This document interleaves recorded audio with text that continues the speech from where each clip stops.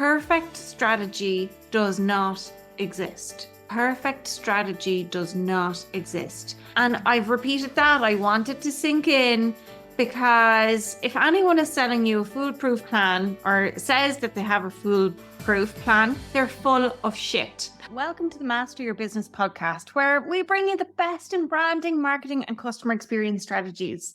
I'm Deirdre Martin, your host. And if you've been asking yourself how to level up your growing business, your marketing, your customer experience, or how to make more of an impact with your brand, this show is for you.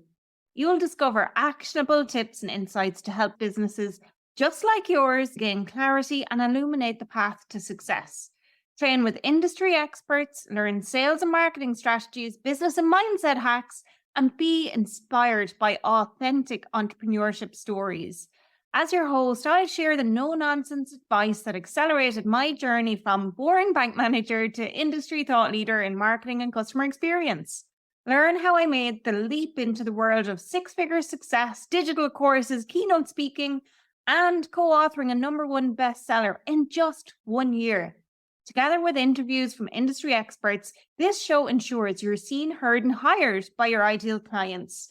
Join our growing community of subscribers and let the Master Your Business podcast empower you to tackle your most significant challenges on your path to business success. Don't miss out. It's your turn to learn from the best and master your dream business. Hey there, Master Your Business listeners. Feeling stuck, outmaneuvered, or like someone else is calling the shots when it comes to your business success?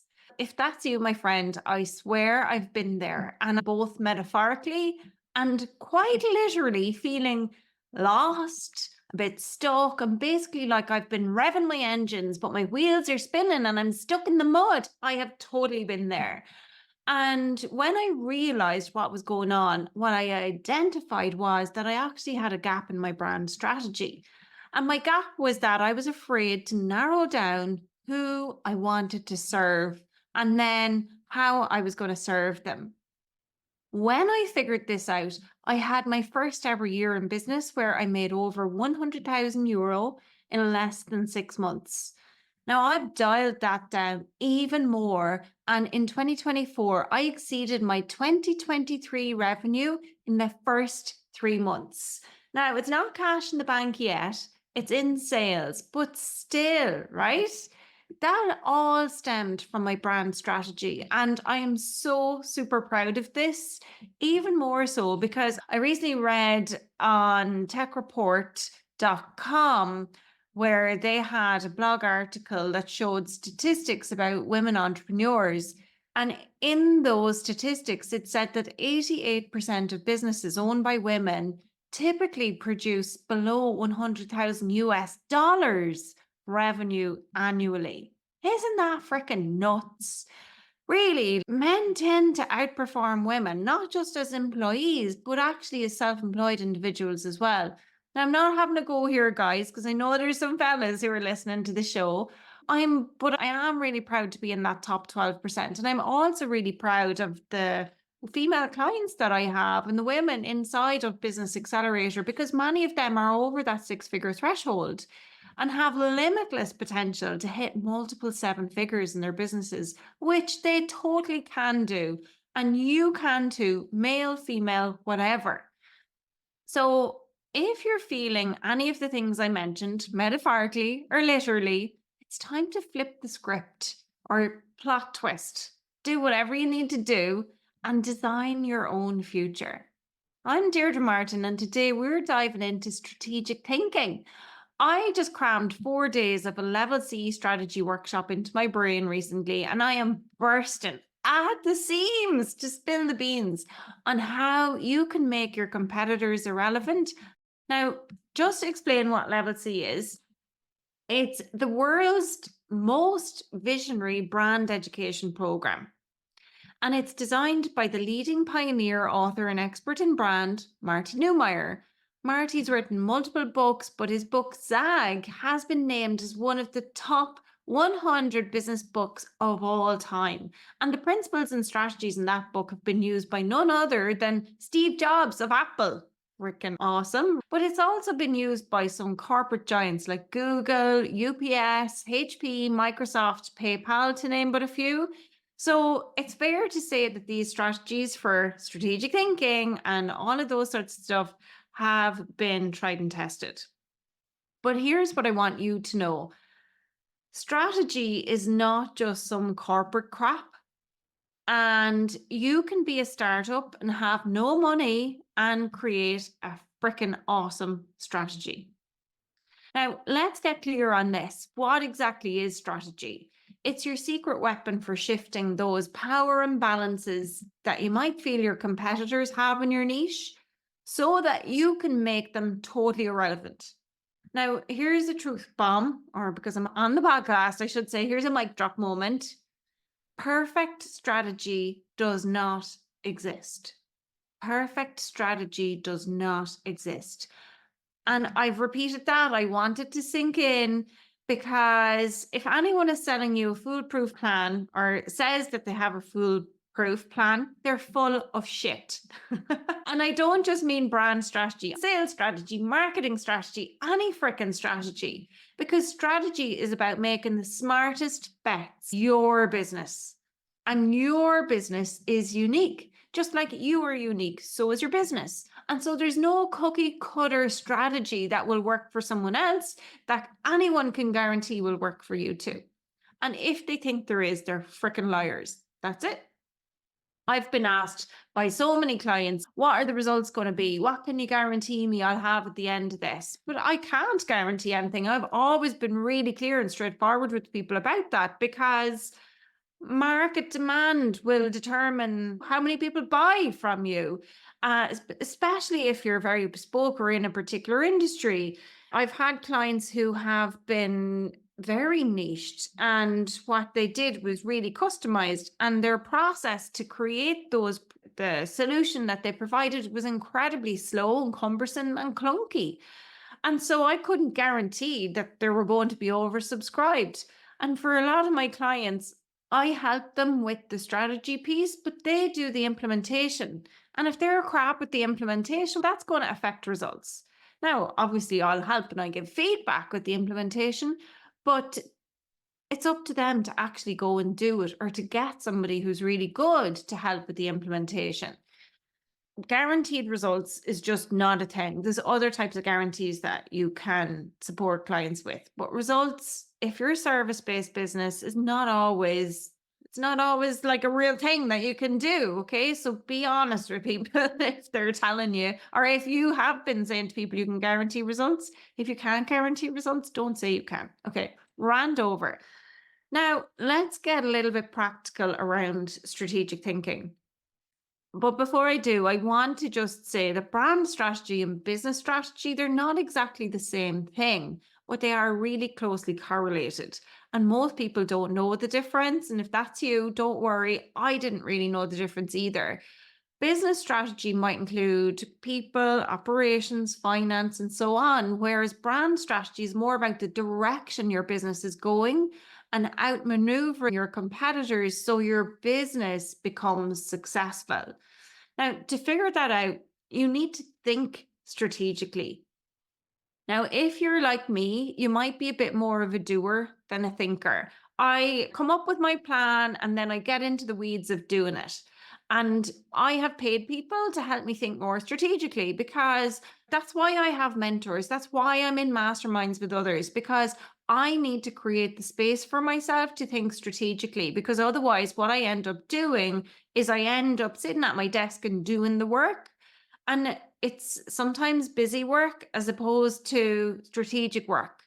And even in my business accelerator, what I've done is I've created the space for clients to be able to ask me questions that enables them to become strategic in their business. We all need space for strategy because you can't sit at your desk and just freaking come up with a strategy. It just doesn't work like that. But before I go through how to really best think strategically, I want you first to just consider what the benefits are of doing this, like clarity. When you're feeling lost and You can see exactly where to focus your energy for a bigger impact. That clarity, when you don't feel lost and you know what to do day in, day out to help you achieve your goals, is freaking incredible. There's no price you can put on that. It's really helpful. And I think I've mentioned in a previous episode, I've definitely said it to clients that what I've started to do every single day is I write down what are my revenue generating activities and what are my non revenue generating activities. And guess which ones I focus on, right? And the reason I can do that is because I have clarity on what the direction of my business is. And I have clarity on what the revenue generating activities are. So that's the first benefit. Another benefit is it helps you make better decisions. When you're agonizing over choices about what to do, all of those agonies are gone because strategy streamlines your process for confident action. Another benefit is a competitive advantage. Those gaps that your competitors miss, those are opportunities where you can swoop in and dominate. And thinking strategically enables you to do that. And the final one I think that jumps out at me is ultimate success because it all adds up. You have a clear path, you can make smart moves, and you get to beat the competition at the same time whilst hitting your goals faster. Success, right? Now, I want to give you an example of a company that did this really well. And I want you to think about Blockbuster or Extravision. Do you remember them? Yeah, I barely do either. But Netflix saw an opportunity way before everyone else. They realized that people weren't just after a specific movie, they wanted convenience. And what was inconvenient was bringing the freaking DVD or video back to the shop the very next day. Used to drive me nuts. I would always have those late fees bringing it back because if it wasn't back by 6 p.m. or 7 p.m. or whatever time, pain in the derriere. You know what I'm talking about. But these guys at Netflix came up with monthly subscription ideas. DVDs by mail, that was revolutionary. But the real genius was seeing the shift to streaming way before anybody else did.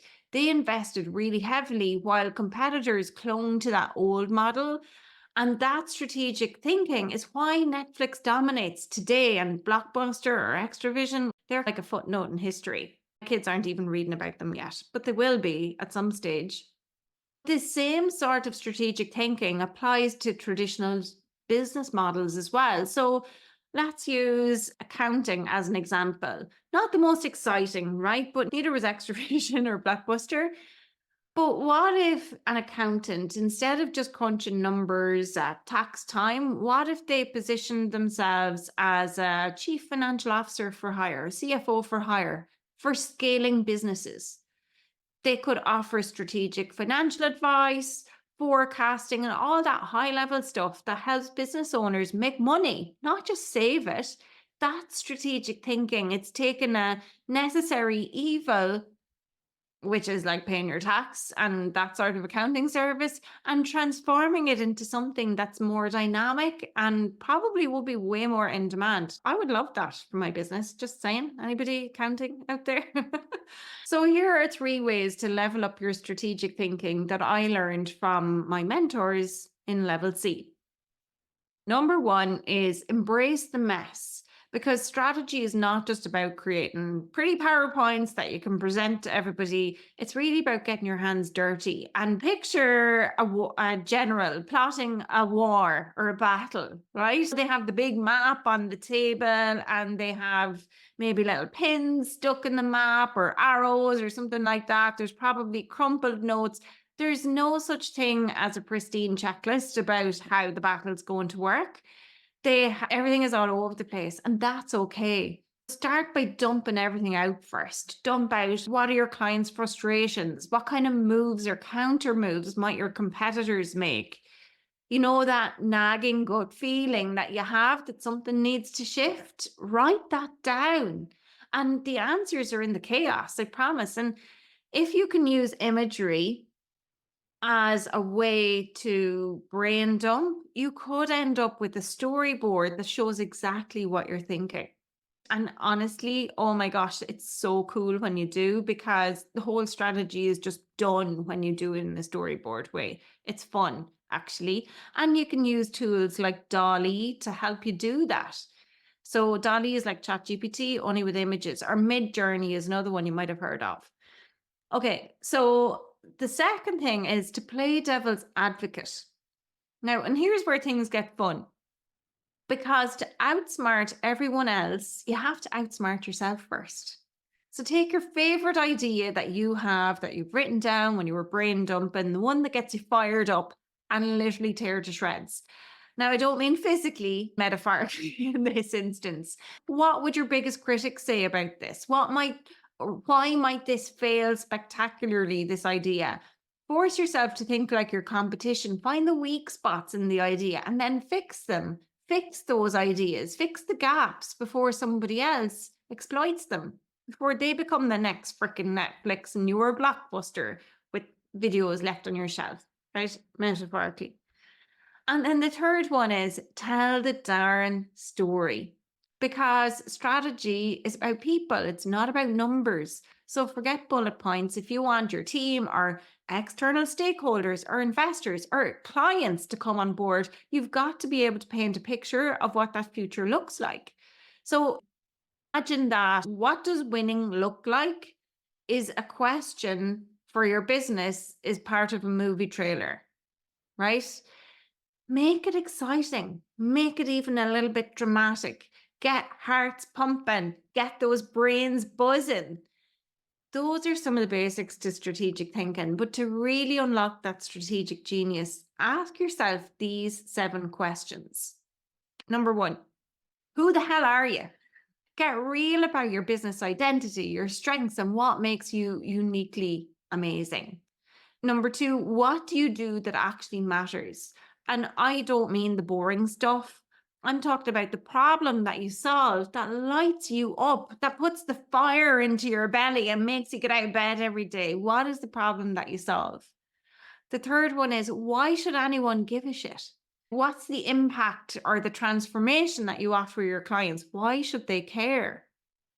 Number 4 is, what's the real problem? Cut through the surface crap and get to the core of what's keeping your clients stuck.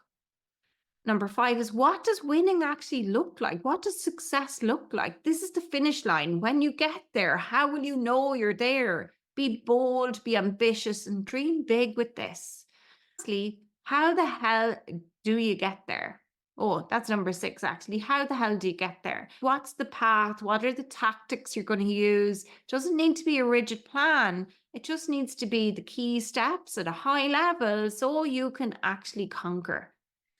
And the last one, the real last one, is, what's the payoff? What's the end game? Visualize that end game. What's the impact that's going to keep you going? Okay. Now, you might be a little excited after reflecting on those questions. I hope you're a little bit pumped. Woohoo! If you are, I am too. But here's how to start thinking about flexing those strategic muscles, right? Brain dump, get everything out of your head, journal, use mind maps, whatever works for you. Bring in a mentor, or ask your mastermind buddies if you're in a mastermind, or even ask a trusted client to bounce ideas around. And then seek out people who get this kind of thinking, people who can think strategically, because not everybody can. It doesn't come naturally to everybody. I love to think strategically, but I genuinely, and I'm good at it, I have to create the time for myself to do it on my own business. And if you've never done that, that's the other thing you need to do. Create the time and the space for yourself to think strategically and creatively about your business. Now, your brand strategy, just in case you're thinking, okay, strategic thinking, brand strategy, I've talked about both, and business strategy. So your brand strategy is a little bit different. And today I have been focusing on strategic thinking, as I said. If you want to know more about brand strategy, I suggest download my brand strategy checklist from www.deirdremartin.ie/brand strategy checklist. Easy peasy. Now, I also suggest that you go back and listen to episode 6 of the Master Your Business show with Stephen Horahan, because he talks about how to make sure your brand doesn't blend in. That's so important, especially if you want to outmaneuver your competitors. Okay, folks, let me ask you, did you get some value from this episode? Oh, I hope you did. And if you did, then make my day. Hit that subscribe button, leave a rating and a review, and spread the word. Until next time, keep mastering your business.